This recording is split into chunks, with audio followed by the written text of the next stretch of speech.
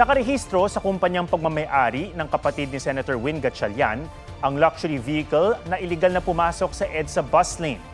Ayon sa Land Transportation Office, nakarehistro sa Orient Pacific Corporation ang sasakyang may plakang number 7 pero peke pala. Sa kopya ng information sheet ng kumpanya na nakuha ng GMA Integrated News Research sa Securities and Exchange Commission, makikita na presidente ng kumpanya si Kenneth T. Gatchalian na tatakbong congressman. Pumarap sa LTO ang driver ng sasakyan na si Angelito Edpan na tiniketan at pinagbumulta ng 9,000 pesos. Maliwanag niya, masakit ang kanyang tiyan kaya pumasok siya sa busway at tinakasan ng enforcer. Humingi din ng paumanhin ang kumpanya pero di may paliwanag ng kanilang kinatawan kung bakit gamit nila ang plakang pang-senador. I-issuean sila ng show cause order ng LTO.